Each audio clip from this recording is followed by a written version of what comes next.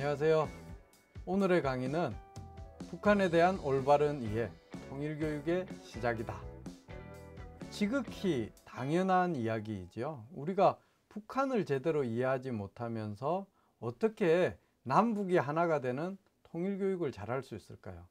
사실 통일교육에서 중요하게 여기는 요소 중에 하나가 북한은 통일의 동반자인 동시에 우리의 안보를 위협하는 경계의 대상이라고 하잖아요. 그게 바로 북한의 이중적 성격, 통일교육에 있어서 북한 이해를 하는 이중적인 성격이 있는 거예요. 어떻게 보면 모순되는 것 같기도 하고 어떻게 보면 관점이 완벽하게 다른 것 같죠. 그래서 통일교육이 더 힘든가 봅니다. 관점을 어떻게 가지느냐가 참 중요하죠. 선생님들 혹시 오리가 토끼가 되는, 오리로도 보였다가 토끼로도 보이는 그 그림을 혹시 기억하시나요? 한 관점에서 보면 분명히 오리였는데 또 다른 관점에서 보면 토끼가 돼요. 자, 우리가 바라보는 북한에 대한 관점, 이렇게도 볼 수 있고 저렇게도 볼 수 있지만 사실은 정확하게 판단을 하기 위해서는 북한을 제대로 이해하는 것이 중요하겠죠. 이런 입장에서 북한을 실제로 방문하고 북한 사람들과 실제로 만나서 이야기한 사람이 참 부러웠습니다. 그래서 그들로부터 많이 배우고 싶었어요. 제가 아는 한 분 중에 진천규 기자님이 계십니다. 그 기자님께서는 2017년도부터 최근까지 북한을 여러 차례 방문을 하셨어요. 사진 기자 출신이신데요. 실제로 북한에 방문을 해서 달라진 현재의 북한 모습을 많이 찍어 오시고 촬영도 해 오시고 이제 그 모습을 책으로 출판하셔서 많은 사람들과 공유하고 있습니다. 자, 오늘은 북한에 대한 올바른 이해, 통일교육의 시작이다 라는 이 주제인데 우리 제 이야기를 들으실 것이 아니라 진천규 기자님의 강연을 함께 같이 보시도록 하겠습니다.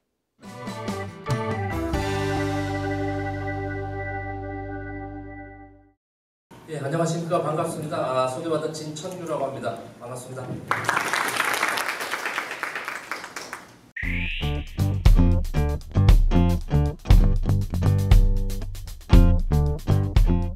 (2018년) 이제 4월부터 바로 또 그리고 총 어쨌든 제가 뭐 횟수가 중요한 건 아닌데 10차례 다녀왔습니다. 지난 3월까지. 바로 이제 10월, 11월 이런 2017년 두 번은 평양 당동 평양 왕복 열차를 타고 제가 들고 났습니다. 마침 또 다녀와서 보니까 대한민국 기자로는 또 처음이라고 그래요. 저도 이제 처음이라는 게 뭐 몇 번 뭐 자랑하고 싶은 건 아니고요. 어쨌든 그리고 이게 조선민주주의인민공화국 국장이라고 합니다. 국장. 그래서 중요한 문서나 서류나 보면 이것이 가운데 있습니다. 저도 북쪽에 저작권 사무국하고 통일TV하고 이제 저작권 이렇게 양도 계약을 맺었을 때 바로 이게 있더라고요. 그래서 여러분들 참고로 주요한 서류면 이게 있습니다. 그럼 좀 무게가 있죠. 어쨌든 참고해서 말씀드렸고요. 바로 이런 기차를 타고 들어갔습니다. 어쨌든 명색이 국제열차라 좌식이 아니고 어쨌든 이런 이렇게 이건 이제 바로 이제 침대 칸으로만 되어 있습니다. 침대 칸. 그리고 상중하 3등실이. 그래서 이제 옆에 이제 이런 분들은 이제 전부 북쪽 분들이죠. 귀국하는 뭐 무역 일꾼도 있고 뭐 제가 갔을 때 뭐 앙고라에서 노동 일꾼들도 있었고 무역하는 일꾼도 있고 뭐 베이징 북경에서 그림 그리는 만수대 창작사 계열에서 그림으로 또 나왔던 분들. 뭐 관광객은 그렇게 제가 볼 때는 있는 것 같지는 않아요, 사실. 그렇게 돼서 이때만 해도 제가 10월, 11월 이게 10월 6일인데 정확히 10월 6일만 하더라도 거의 절반 이상 3분의 1 평균 잡아서 3분의 1밖에 차지 않았습니다. 그 진짜 핵전쟁이 일어나도 그 어마무시한 시기였기 때문에 그렇기도 했고. 그러나 이제 제가 이제 다니면서 요즘에는 이제 비행기를 타도 제가 미리 예약을 해야 될 상황입니다. 비행기가 이제 뭐 매일 있지는 않고 주 2회에서 심양이 주 3회로 됐습니다. 그리고 북경이 주 3회에서 주 5회로 됐고요. 그리고 기차는 뭐 매일 있었는데 지금도 기차도 예약을 해야 된답니다. 미리. 그 정도로 이제 소위 중국 관광객이나 중국 사업 일꾼들이 상당히 많이 다니고 있습니다. 어찌됐든. 뭐 미국 사람은 갈 수가 없죠. 아직 그 미국 시민권자는 트럼프 대통령 행정명령으로 북한 방문을 금지시켰고요. 그래서 지금 이렇게 이제 들어가는 분들이 이제 이렇게 보고 있는 상황이고, 이것은 이제 고려항공으로 이제 심양의 정박, 소위 심양의 정박이 아니라 뭐라고 그러나 어쨌든 이제 계류되어 있는 항공기, 이것을 JS 156편 심양 평양을 타고 제가 들어가고, 나올 때는 평양에서 JS 155편입니다. 그래서 요금을 말씀드리자면 기차 요금은 편도 43달러입니다. 왕복 곱하기 2 86달러. 그러니까 10만 원 채 안 되죠. 그리고 한 230km 된다고 그래요. 서울 평양이 아까 200km 정도인데 조금 더 되죠. 신의주에서 평양.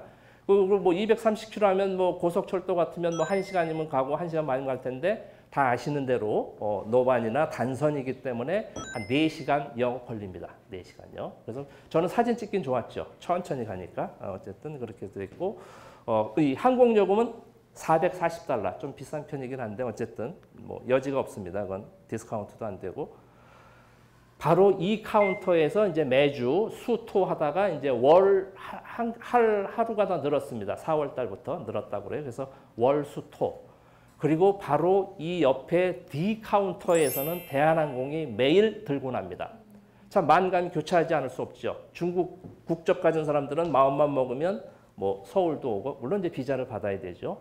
그리고 뭐 또 평양도 가고 하는데, 우리 대한민국 분들만 바로 지척인데, 전 이제 이런 표현들을 하죠. 뭐 실지고 여행이라면 사실 시간과 이제 돈이거든요. 시간과 돈만 있으면 뭐 남극 아니라 북극, 에베레스트, 뭐 네팔 아니라 아프리카 어디도 가는데 사실 제일 가까운 북쪽만 못 가고 있다 우리가. 그래서 우리가 사실 이 섬 아닌 섬이다 뭐 이렇게 하는데, 이건 뭐 제 의지나 여러분 의지로 되는 것 아니니까 그건 뭐 의지 바뀌지만 좀 안타깝고 이런 숨길 수 없는 사실이고요.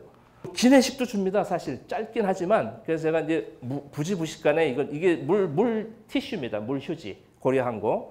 찢으려다가 아이고 사진 찍어야지 하면서 제가 다시 이제 요 찍은 모습인데, 이건 이제 아마 평양에서 싣고 오는 것 같아요. 햄버거라고 합니다. 똑같이. 그리고 이건 배단물, 배단물, 뭐 사과단물, 귤단물, 주스지요. 이렇게 해서 이 물 티슈에. 사실 이게 이제 공항은 이제 심양도 마찬가지입니다. 외곽에 있고 시내에서 제가 묵는 숙소에서 한 택시 타고 한 1시간 정도 갑니다. 그리고 또 좀 공항 미리 가야 되니까 아침에 일어나자마자 가서, 이게 1시 50분 비행기이긴 하지만 그래도 점심도 제대로 옳게 먹고 할 수 없지만, 하여간 이 햄버거가 제법 맛있다는 이제 말씀을 드리려고, 시장기도 있었지만. 그래서 먹고 주스 먹으려고 그러면 이제 내릴 준비를 하라고 그럽니다. 그래서 여러분들 혹시 기회 되시면 부지런히 드셔야 될 거예요. 그래야 다 먹지. 짧아요. 50분입니다. 항공 노선이 직항으로 380km라고 그러는데 떴다가 내리죠. 거의. 이 활강 시간은 얼마 안 돼요. 여기가 바로 어디입니까? 여기도 참 만감이 교차하지 않을 수 없는데 압록강 상공입니다. 압록강, 날씨가 괜찮은 날이었는데, 이 오른쪽이 중국 단동 시내고요. 왼쪽 여기가 신의주 시내입니다. 여기는 이제 뭐 논밭이고 이렇게 되어 있지만은, 여기가 위화도입니다. 위화도. 이성계, 고려말 이성계 장군이 회군한 위화도. 여기가 바로 이제 서해, 황해 지역. 압록강. 여기가 아마 황금평, 뭐 이런 벌판, 이제 경제특구 이런 지역 될 겁니다. 이쪽이 북쪽 지역이고, 남쪽. 여기가 단동역입니다. 여기가 신의주역이고, 역사 이 정도에서 보입니다. 이제 항공기에서. 여기 철도, 철길. 여기 타고 그냥 넘어가죠. 2, 3분 만에. 이렇게 해서 고려항공 기내 방송이 나옵니다. 이제 뭐 여러분들은 조국의 영토에 들어서, 조국이라는 표현을 하죠. 조국, 우리나라, 뭐 이런.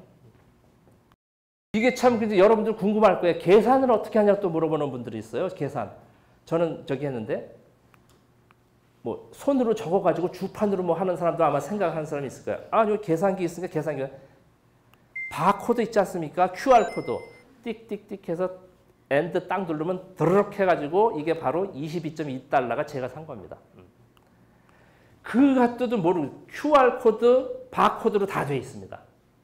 그 JTBC에서 시험을 해봤어요. 과자 꽁다리 해가지고 하니까 평양시 중구역, 뭐 외성동 공장 주소, 유효기간 언제, 전화번호가 평양도 02입니다. 서울이 02이지 않습니까? 그리고 이제 국제 번호가 82잖아요. 아마 이 평양이 북한이 85일 겁니다. 일본이 81이고 이 미국 사람들이 자기네가 제일 먼저 해가지고 1번으로 만들어 놓지 않습니까? 그리고 쭉 하고 뭐 아프리카 같은데 세 자릿수 되고 막 우리는 그나마 어쨌든 82번으로 받았어요. 이렇게. 예. 그러니까 이게 지금 이 QR 코드 바코드입니다. 계산대. 금강산 한번 씩 보죠 뭐. 좋고. 예. 이게 정말 아침에 제가 외금강 호텔에서 본 모습인데 창문 열고 보니까 정말 진짜 아름답다 멋지다 이 말이 좀 부족할 정도예요. 예. 정말 이 아침에 이 모습 물 안개 낀 모습입니다. 여기가 이제 그 옥류관 분점 같이 돼가지고요. 아마 금강산 이 관광이 재개되면 여기서 국수 한 그릇 점심이든 저녁이든 아마 식사를 할 코스가 될 겁니다. 조금 더 가면 이제 온천탕도 있고 교회다 두고 전부 북한 사람들이 이 금강산 관광 온 모습입니다. 저 빼놓고는 다 북한 분들입니다. 이날이 날씨가 안 좋아가지고 외국인들은 여행 금지를 했어요. 사실은 일기가 그 장마 기간이었든지 폭우 기간이었든지 해서 전 어차피 2박 3일 동안 갔다 와야 되니까 그냥 무리를 해서 가서 비도 맞은 적도 있고 이제 하는데 넘어가시죠. 뭐 그냥 이 정도는. 여기가 옥류동 계곡인가 좀 물이 너무 맑아서 물고기가 살 수 없다라는 그 해설원이 아주 찰지게 말을 잘하는 이분들이 있죠. 이 길입니다. 쭉 올라가는 길들 해서 여기가 이제 잠깐 보면 여기가 상팔담이라고 선녀와 나무꾼이 전설이 있는 곳입니다. 정말 여기 천길 낭떠러지인데 이 길도 없다고 그래요. 유네스코에서 답사 왔을 때 한번 억지로 줄 잡고 내려가 봤다고 그러는데 팔담 8개 연못에 팔선녀. 저도 이제 보니까 이제 여기서 이제 얘기 듣고 알았는데 왜 아이 셋 날 때까지는 이 옷을 주지 말아라고 해서 저는 왜 하필 셋인가라고 했는데 여러분들도 그렇겠지만은 이제 8명이 내려와서 나무꾼이 이제 옷 하나 감췄잖아요. 그래서 한 선녀가 못 올라갔는데 애 둘 낳고 나서 좀 사정을 하길래 아 이거 둘씩이나 낳는 데서 줬다가 낼름 올라갔잖아요. 그걸 보니까 옛 그 신선이 말하기를 여자 팔 2개잖아요. 아이를 하나씩 안고 올라가 버린 거예요. 그러니까 남편 소용없는 거예요, 여러분들. 그러니까 셋이 됐으면 하나를 못 갖고 가니까 자식은 하나 떨어뜨리지 못 갖고 간다는 거예요. 저도 그 심오한 뜻이 있는 줄 몰랐어요, 여러분들. 그죠? 그러니까 모성애가 대단한 거죠. 이 남편들은 아무것도 아니에요. 자식들 둘 안고 올라가서 셋 날 때까지 그걸 못 기다려가지고 이제 올라갔다는 전설이 있죠. 아주 이 얘기를 이 북쪽 그 금강산 해설원 장옥선이 아주 기가 막히게 잘해요. 그래서 여러분들 말씀드리는데 어쨌든 이 금강산 이 사실은 제가 농촌 산 사진도 보여드리고 했어야 되는데 이 사진을 저기 했는데 사실 헐벗고 민둥산 그리고 가장 첫 번째 교류가 산림협정입니다.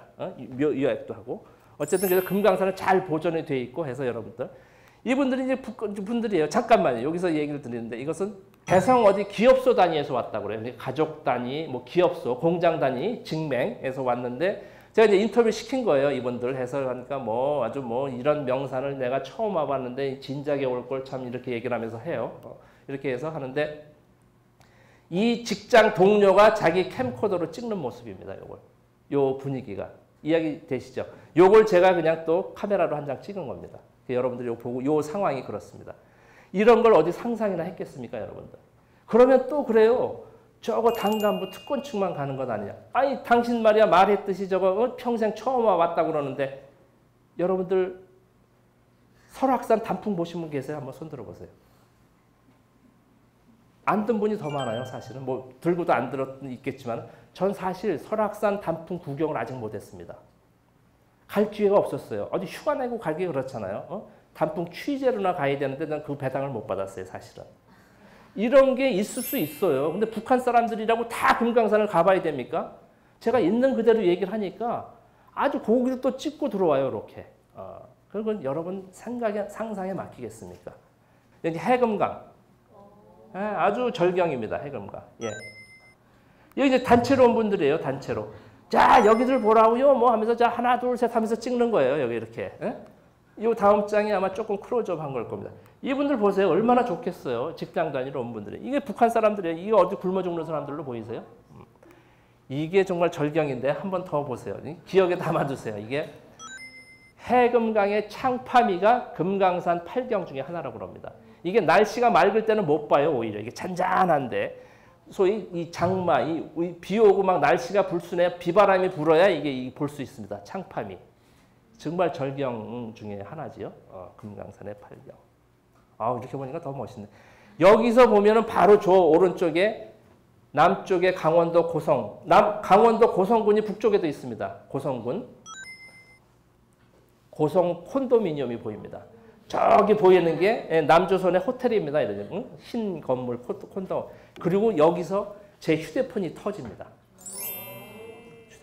왜 보면은 이제 와이파이 안전에 갖다 가면 막 카톡 끼룩끼룩 막 들어오잖아요. 막 들어오는 거예요. 저 이제 전화 통화는 아니지만 저도 휴대폰으로 찍을 것도 있고 뭐 해서 이제 들고는 다니는데 시계도 보고 할 겸. 두룩두룩 막 들어오는 거예요. 이 전파에 무슨 국경이 있고 철착선이 있겠습니까? 이러니까 휴대폰 못 갖게 하잖아요. 그죠? 가져가지 못하게 하고 막고. 그러니까 어느 당국에서 다 막아서 이게 안 되는 거지. 저는 인터넷을 24시간 개방받습니다. 평양 호텔에서. 깜짝들 놀래요. 개방해주면 됩니다. 그래서 저는 연합뉴스, 구글, 뭐 다음 다 봐요. 어째 미국에 있는 제 아이한테도 저 안부 걱정하지 말아라. 아빠 잘 왔다. 잘 먹고 잘 한다. 뭐 제 와이프한테도 통화하고 이메일로 하죠. 이메일. 아마 통화도 될 거예요. 스카이프인가 뭔가로 하는데 저는 컴맹이라 그냥 이메일만 하고 마는데 어쨌든 개방해주면 다 됩니다. 서울하고도 뭐 이게 이메일 뭐 서울이나 러시아나 소련이나 저 뭐 아프리카 저기나 어디나 똑같지 않습니까? 인터넷만 연결되면 북쪽도 마찬가지입니다. 이게 막아서 안 되는 거지. 그래서 통화한 기억도 있습니다. 여기가 판문점 북쪽 지역에서 제가 본 모습입니다. 한국철이라는 인민군 대위 30살 이게 에스파냐에서 온 이 관광객인데 통역 가이드 이렇게 두 분이 붙습니다. 외국분들한테는 이렇게 해서 북쪽 판문각에서 본 모습입니다. 네. 거기서 본 바로 이 계단으로 김정은 위원장 등 일로 해서 여기서 문재인 대통령이 맞은 곳입니다. 여기 중립국 감독 사무실, 이 평화의 집, 자유의 집. 여기가 경계입니다. 요 경계. 여기서 넘어왔다 갔다 한 곳입니다.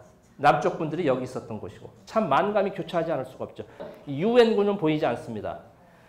이 시기에 이제 이분들도 다 없애자고 하는 거예요, 지금. 근데 지금은 어쨌든 북쪽에서 관광 타임이 하면 섞이진 않습니다. 북쪽에서 관광객이 하면 북쪽 군인들이 경비를 섭니다. 그리고 빠지고 아마 시간이 있는 것 같아요.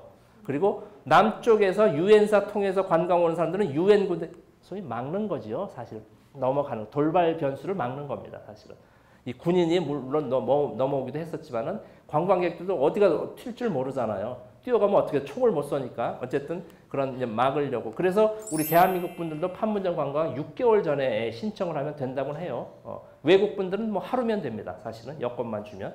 그래서 여기 바로 요 분단의 상징. 여기가 미래과학자 거리의 랜드마크 건물인데 이게 핵을 형상했다고 그래요. 핵의 이 방사선 이게 돼 있는. 이게 위에서 보면 바로 이게 53층 건물입니다. 랜드마크. 이게 살림집입니다. 그리고 주상복합이에요. 1, 2, 3층은 주상복합. 이런 건물은 단연코 북한밖에 할 수가 없습니다. 자본주의에서는 할 수가 없어요. 왜? 이게 얼마나 아깝습니까? 그래서 직사각형으로 합니다. 여러분들 보면. 직사각형 아닌 게 없잖아요. 원으로 하면 그만큼 로스가 되는 거예요. 우리는 0.1평이 다 돈 아닙니까? 사무실이건 살림집이건 아파트건 간에. 이것이야말로 북쪽에서 할 수 있는 디자인이라고 합니다. 예. 그 육교에서 본 이게 비가 오는 날이었는데 이게 다 다르잖아요. 이 둥그런 거 뭐 이렇게 해서 건물들이 다 다릅니다. 이게 북쪽에서만 볼 수 있는 건축. 이거 뭐 장사하는 게 아니니까요. 그쪽은 다. 그래서 미래과학자 거리라고 해가지고 과학자들한테 우대하는 겁니다.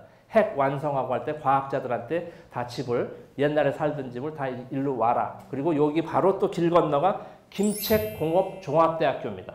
김책공업종합대학교 교원들 위주로 해서. 그러니까 여러분들 같으면 북쪽에 가면 상당히 대우받습니다. 학생들 가리키고 이런 분들은 어쨌든 아주 교육을 상당히 중시해요. 이분들. 여기가 이제 창전거리 제가 봤을 때 거리. 여기 창전거리가 바로 주체사 상탑에서 본 모습입니다. 줌 렌즈로 2012년도에 완공했다고. 이게 살림집입니다. 살림집 전부. 그리고 1, 2, 3층은 이제 주상복합입니다. 거기도 마찬가지로 서점도 있고 약국도 있고 뭐 있다 보이는데 이건 모란봉 공원에서 본 이 여명거리, 이게 73층 랜드마크 빌딩입니다. 다 다르잖아요. 디자인이 다르고. 기껏해 이렇게 쌍둥이 건물 정도인데 층이 또 다릅니다. 이렇게. 여기도 쌍둥이 건물 같이 있고 층이 다르고. 한 2, 3km가 거의 70층, 30층, 40층, 50층. 우리네 강남에 뭐 타워 팰리스 같은 게 저 한 수십 개 있다고 보면 돼요. 상당히. 예. 이게 다 살림집입니다.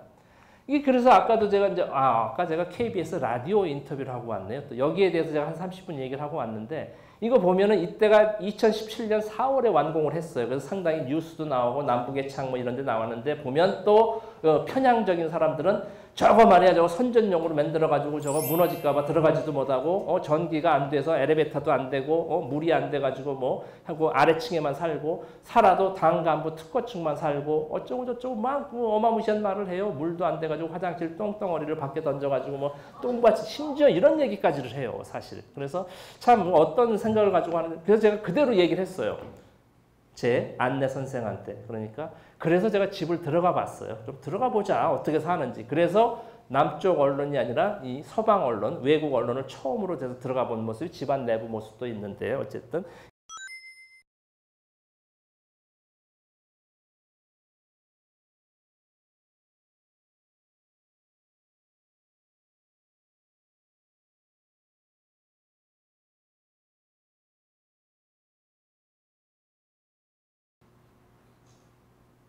어찌됐든 근데 그래서 물어봤어요. 제가 당간부 특권층만 산다는데 누가 사오 하니까 여러분들 제 책에도 있지만 잠깐 말씀드리면 세 분들이 들어가서 산다. 궁금하시죠 여러분들? 네. 첫 번째가 요 바로 길 건너가 김일성 종합대학교입니다. 대학 교수분들 갈 때 교수분들이 이제 대다수신데 교원이란 표현을 했습니다. 교원. 교원이란 조금 생소하잖아요. 그러니까 대학 구성원 중에 대학 구성원이 어떻게 됩니까? 제가 알기로는 일단 첫 번째가 학생이 있어야 되죠. 학생이 있어야 학교가 구성되죠. 그리고 교수님, 가르치는 교수님이 있어야 되죠. 그리고 행정을 하는 행정 교무 직원들이 있죠. 행정 직원들. 그리고 우리는 생각하지 않는 관리원까지 네 카테고리로 나눕니다. 학생을 뺀 관리원, 청소하고 식당에서 접시 닦고 조리사하고 거기는 모든 게 다 학교 안에 다 있습니다. 생활이. 양복점에 양복수선사도 있어요. 사실은. 그 양복수선사가 이제 김연희 대구 사는 저 평양시민 김연희가 보내달라는 게 김책공업대학 양복사입니다. 학교 안에 있는 거예요. 서점. 그런 봉사원들, 그런 관리원들까지 다 같은 카테고리예요. 교수님은 좀 아까우실지 어쩔지 모르겠지만은 하여간 거기는 그래서 직종으로 구분하는 것이 아니고 나누는 것이 아니고 그러니까 교수님이라고 우대하고 청소인이라고 하대가 아니고 그 그룹에서 소위 이걸 한다고 합니다. 소위 이 보수교육도 하고 뭐 청소원이든 조리사든 그 나름대로의 그게 있다고 합니다. 교수님은 교수님들끼리. 교수님하고 청소원이고 이게 비교할 이게 안 되잖아요. 이게 청소원 무시하는 게 아니라 그렇죠?